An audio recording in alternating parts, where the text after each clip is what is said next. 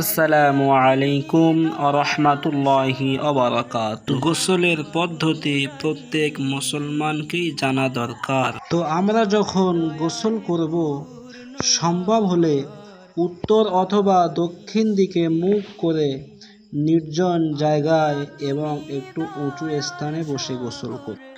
মুখে বিসমিল্লাহ বলবো এবং অন্তরে গোসলের নিয়ত করব। গোসলের নিয়তটা কি? নাওয়াইতুল গুসলা লিরাফিল জানাবা, যার বাংলা অর্থ হলো আমি গোসল করার মনস্থ করলাম নাপাকি অর্থাৎ অপবিত্র দূর করার জন্য। আমরা যদি এমনও মনে মনে করি যে আমি পবিত্রতা অর্জনের জন্য গোসল করছি, সেটাতেও নিয়ত হয়ে যাবে। তারপর পানির পাত্রে হাত ডুবাবার আগে 2 হাতের কবজি পর্যন্ত ভালো করে ধুয়ে নেবে। তারপর ডান হাত দ্বারা পানি ঢালবে এবং বাম হাত দ্বারা লিঙ্গ এবং মলদ্বার ধুয়ে নেবে। এইভাবে শরীরের সমস্ত অঙ্গ ধুয়ে ফেলতে হবে। ডান হাত দিয়ে পানি ঢেলতে হবে এবং বাম হাত দিয়ে শরীরের যে জায়গায় নাপাকি লেগে আছে বাম হাত দিয়ে ডলে ডলে সেই জায়গাগুলো পরিষ্কার করে নিতে হবে। তারপর অজুর ন্যায় অজু করবে। তবে মনে রাখতে হবে যে গোসলের ফরজ 3টি।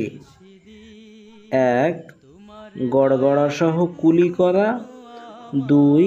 নাকের নরম অংশ পর্যন্ত পানি পৌঁছানো এবং 3. সমস্ত শরীর সম্পূর্ণভাবে ধৌত করা। যদি গোসল করা পানি পায়ের কাছে এসে জমে তাহলে পা ধোয়া বাদ রাখবে। তারপর 3 বার মাথায় পানি ঢালবে। তারপর 3 বার ডান কাঁধে পানি ঢালবে। তারপর 3 বার বাম কাঁধে পানি ঢালবে। তারপর 3 বার সম্পূর্ণ শরীরে পানি ঢালবে।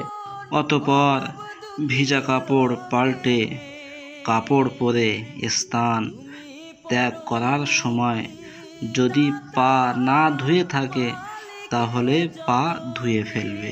এমনভাবে গোসল সমাপ্ত করবে। তবে গোসলের শেষে এই দোয়াটা পড়া ভালো।